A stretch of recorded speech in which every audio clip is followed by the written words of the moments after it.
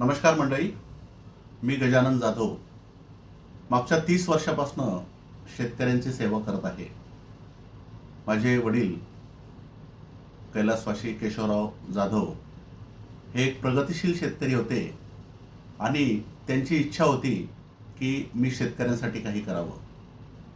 त्यामुळं कृषी पदवीधर होऊन मी विविध कंपन्यांमध्ये काम केलं आणि हे काम करत असताना फक्त शेतकऱ्यांना तांत्रिकदृष्ट्या कसं सक्षम करता येईल, त्यांना कृषी साक्षर कसं करता येईल याच गोष्टीचं मी ध्यास धरला आणि त्या पद्धतीनं काम करत आलो.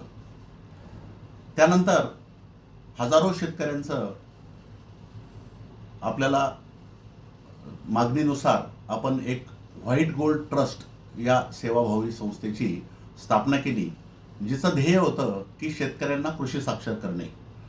आणि आपण व्हाईट गोल्ड ट्रस्टच्या माध्यमातून आज यूट्यूबवर जवळपास 4.5 लाखपेक्षा जास्त फॉलोअर सबस्क्रायबर आहेत.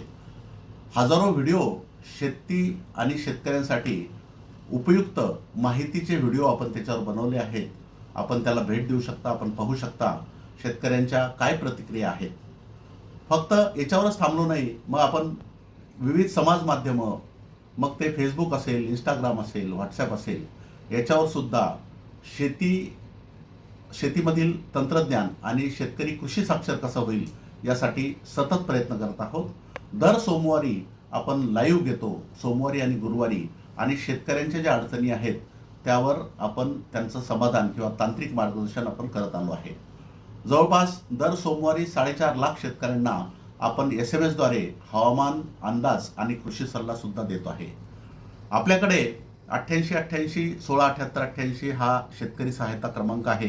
याच्यावर रोज हजारो शेतकऱ्यांचे तांत्रिक बाबीसाठी किंवा अडचणी जर असेल, शेतकऱ्यांच्या तांत्रिक अडचणी, त्यासाठी कॉल येतात आणि आपण त्याचं सुद्धा समाधान करतो आहे.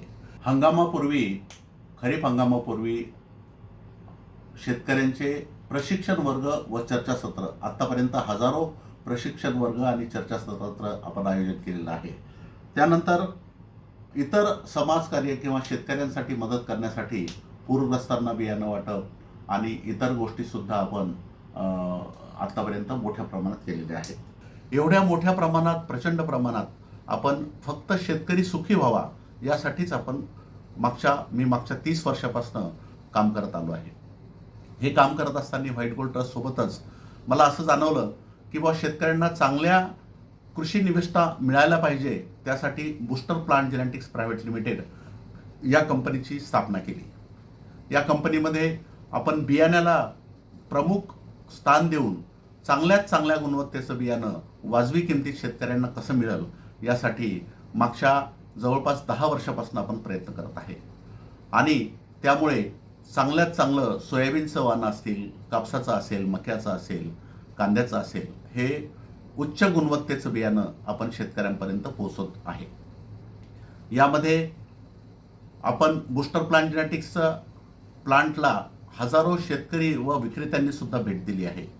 तिथली कार्यपद्धती कशी आहे, बियाण्याची तपासणी कशी होते, आपल्याकडे अद्ययावत क्वालिटी कंट्रोल लॅब आहे, अद्ययावत बायोटेक्नॉलॉजी लॅब आहे, अनेक ब्रीडर पैदासकार जे आहे, पीक पैदासकार, हे संशोधनासाठी काम करतात. अत्याधुनिक प्रोसेसिंग युनिट आणि चांगलं प्रक्रिया करण्याचे सगळे उपकरण आपल्याकडे आहे. आणि बियाण्याची उगवण शक्ती जवळपास 3 वेळेस, सोयाबीन हे बियाणं नाजूक असल्यामुळं त्याला 3 वेळेस उगवण शक्ती तपासल्यानंतरच आपण ते बाजारात देतो. ह्या सगळ्या काळजी आपण घेतोय. आणि मागच्या काही दिवसात काही समाज माध्यमांवर व्हिडिओ आले आणि त्यामध्ये बियाणं दोषी, उगवण शक्तीसाठी कुठल्याही सोयाबीनचं बियाणंच दोषी आहे अशा प्रकारचे व्हिडिओ आल्यामुळं शेतकऱ्यांमध्ये संभ्रम तयार झाला. मग ज्याचं उगवलं त्याला पण वाटतं पतलं झालं, ज्याचं विविध कारणांमुळं कमी उगवलं त्याला सुद्धा बियाणंच दोषी ठरवलं गेलं. आज आपण जर पाहिलं तर उगवण शक्तीसाठी फक्त बियाणंच जबाबदार नसून अनेक कारणं आहेत. बऱ्याच ठिकाणी कमी ओलीत पेरणी केल्यामुळं उगवलं नाही, बऱ्याच ठिकाणी पेरणी केल्यानंतर बियाणं दबलं त्यामुळं सुद्धा उगवण शक्ती कमी झाली, काही ठिकाणी खोल पेरणी केली गेली त्यामुळं उगवण शक्ती कमी झाली. अशा अनेक कारणांमुळं बियाणं हे कमी उगवलं गेलं, काही ठिकाणी आणि मात्र याला सर्वस्वी जबाबदार हे बियाण्यालाच धरलं गेलं. त्यातही एक मराठी आणि महाराष्ट्रीयन माणसाची कंपनी ही बूस्टर प्लॅन जेनेटिक्सला टार्गेट केल्या जात आहे. मला असं वाटतं की आपल्या कंपनीला हे मुद्दाम टार्गेट करून विविध माध्यमांद्वारे आपल्याला अडचणीत कसं आणता येईल असा काही मंडळीचा प्रयत्न आहे. मागच्या 10 वर्षापासून कंपनी बियाणं विकते. आजपर्यंत कुठल्याच बियाण्याची कोणतीच तक्रार आली नाही.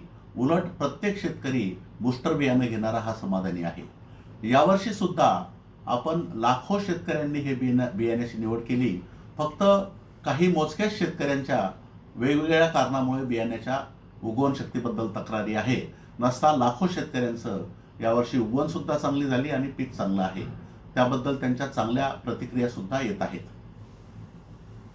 आपण विदर्भात चारकोल रॉट आणि फायटोप्थेरा ह्या रोगामुळे सोयाबीनचं अतोनात नुकसान झालं. आपल्याकडे असलेलं सोयाबीनचं हुतुतू वाण आहे ते या रोगाला बळी पडत नाही आणि त्यामुळं विदर्भात आपण हे बियाणं मोठ्या प्रमाणात विकलं. आता महाराष्ट्रामध्ये इतर सुद्धा ठिकाणी आपण ते विकू शकलो असतो, पण विदर्भामध्ये प्रामुख्यानं हा रोग जास्त आहे. त्यामुळं हे आपण बियाणं विकलं. त्यामध्ये मंडळी आपण जर पाहिलं तर मागच्या 30 वर्षामध्ये मी फक्त शेतकऱ्यांसाठी काम केलं आहे. कुटुंबाला कमी वेळ देऊन शेतकऱ्यांचं भलं कसं होईल त्यासाठी शेतकऱ्यांना जास्तीत जास्त आपण सगळ्या प्रकारे शेतकऱ्यांसाठी काम करत आलो आहे आणि इथून पुढे सुद्धा करत राहणार आहे. फक्त पैसाच जर कमवायचा असता तर या सोयाबीनचा यावर्षी आपण जे सोयाबीन विकलं त्याची बाजारातली रिसर्च सोयाबीनची सगळ्यात कमी MRP आपली होती. आपण सगळ्या कंपन्यांपेक्षा कमी MRP मध्ये ते बियाणं विकलं. त्यात अजून 1000 रुपये जरी वाढवले असते तरी शेतकऱ्यांनी नक्की ते बियाणं घेतलं असतं. पण शेतकऱ्यांना सुद्धा वाजवी किमतीत बियाणं मिळावं यासाठी आपण त्याची MRPच कमी ठेवली आणि वाजवी दरात ते शेतकऱ्यांना बियाणं विकलं. जर पैसाच कमवायचा असता तर इतर कुठल्याही मार्गानं आपल्याला ते कमवणं शक्य होतं. मात्र पैसा कमवणं हा आपला उद्देश नाही. आपण शेतकऱ्यांची सेवा करण्यासाठी आम्ही अहोरात्र प्रयत्न करत आहोत आणि त्यामुळंच हा जो मनस्ताप होतोय त्याचं कारण की एवढं शेतकऱ्यांसाठी केल्यानंतर सुद्धा जर अशा प्रकारचे आरोप बोगस बियाणं, बोगस कंपनी असे जर आरोप होत असेल तर नक्कीच मन हे व्यथित होत आहे. मला असं वाटतं की आपण जे शेतकरी कृषी साक्षर होण्यासाठी जो प्रयत्न करतोय, विविध माध्यमातून शेतकऱ्यांना जागृत करण्यासाठी जो प्रयत्न करतोय, हे काही मंडळीच्या त्यांना आवडत नाही किंवा त्यांना त्याबद्दल काय शंका आहे माहीत नाही. पण हे काम आपण थांबवावं. आपण देत असलेले SMS थांबवावे. आपण लाईव्ह घेतो किंवा आपले व्हिडिओ जे आहेत शेतकऱ्यांना कृषी साक्षर करण्यासाठीचे, हे सगळं काम थांबावं यासाठी काही मंडळी सक्रिय झाल्यासारखं मला वाटत आहे. मी या व्हिडिओच्या माध्यमातून सर्व समाज माध्यमांना, सर्व नेते मंडळीला विनंती करतो की आपण खरी सत्यता पडताळल्यानंतरच आपण कुठलाही स्टेटमेंट किंवा कुठलाही निर्णय आपण घेणं योग्य राहील. कारण माझ्या माहितीप्रमाणे जे काय सोयाबीनच्या उगवण शक्तीसाठी जे कारणं असतात त्यातलं एक कारण फक्त बियाणं आहे. इतर अनेक कारणं सुद्धा असू शकतात. आम्हाला हजारो शेतकऱ्यांचं, आमचा कस्टमर केअर नंबर आहे 8888 167888. या नंबरवर हजारो शेतकऱ्यांचे प्रतिक्रिया येत आहे. आमचं खूप चांगलं उगवलं, आमचं बियाणं चांगलं आहे, आमची उगवण शक्ती चांगली आहे, आपलं कार्य चांगलं आहे, आम्ही तुमच्या पाठीशी आहोत, अशा अनेक प्रतिक्रिया शेतकऱ्यांच्या लेखी स्वरूपात तिथे आपल्या या नंबरवर येत आहेत. मी शेतकऱ्यांना सुद्धा विनंती करतो की आपण या कठीण प्रसंगी नक्कीच जर चांगलं आपल्याला वाटत असेल तर त्या आपल्या प्रतिक्रिया आपण तिथे पाठवाव्या. जर अशा प्रकारे एखाद्या कंपनीला टार्गेट होत असेल तर नक्कीच या सगळ्याच बियाणे उद्योगासाठी हे किंवा शेतकऱ्यांसाठी धोक्याची घंटा आहे.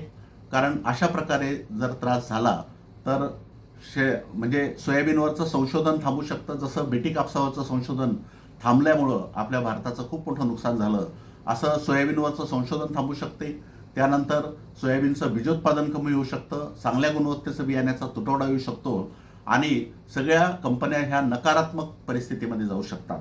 तर मी सर्वांना विनंती करतो की आपण सत्यता पडताळावी आणि सत्यता पडताळल्यानंतरच कुठल्या निर्णयाला यावं आणि जे शेतकरी आमच्या सोबत आहे त्या शेतकऱ्यांचं असे विक्रेते, कृषी विभाग या सगळ्यांचं मी आभार मानतो. फक्त सगळ्यांनी सत्यता पडताळल्याशिवाय कुठल्याही निर्णयाला येऊ नये अशी मी विनंती करतो. धन्यवाद.